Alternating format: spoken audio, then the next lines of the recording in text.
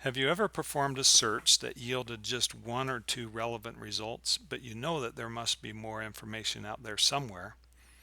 Well, my purpose is to talk about one way of turning one relevant result into many by using a powerful resource called a citation index.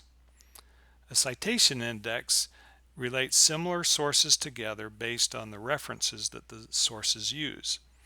This allows us to find other research that is related to a known source. Here's how it works.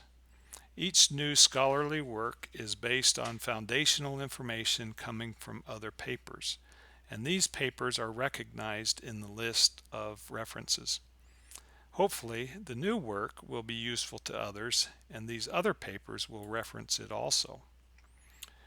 Once all of these sources are electronically linked together, a searcher can follow the scholarly discussion through this chain of related sources.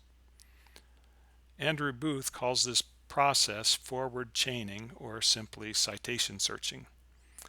As you can see, this type of searching starts once you have found a good article, or what we might call a pearl. Now, a nice thing about citation searching is you will find articles that are more recent than your pearl.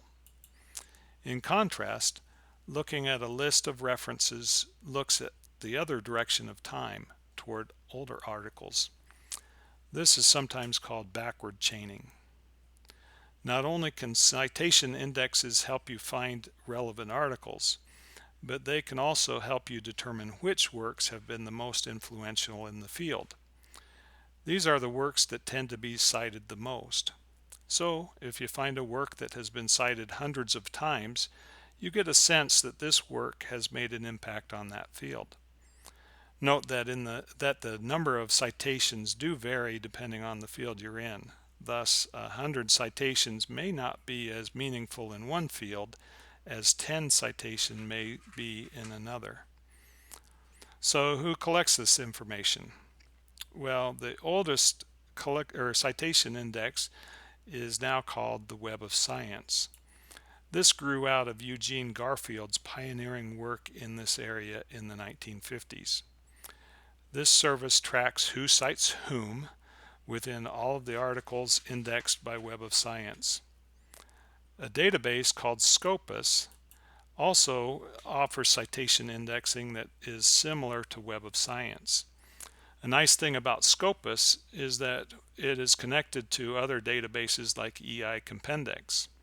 So, when you find items in Compendex, for example, the results will link you back to Scopus for any citations that might be there. Other resources that track citations include databases maintained by some societies, such as the IEEE, and also Google Scholar. In each of these resources, citations are found in a similar manner. Simply search the database and find your pearl. Then, on the results page, look to the right or just below the bibliographic information for your pearl to find out how many other papers have cited it. Finally, click on the link to view the citing articles. Now, this leads us to some cautions.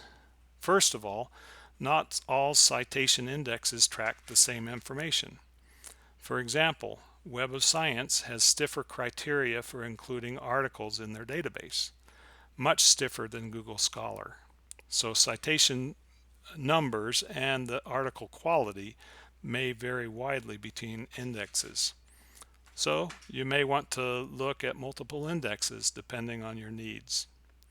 Second, citation searching may miss some relevant sources that have not cited your pearl, including perhaps sources with different views on a subject. So you should also consider using other search strategies.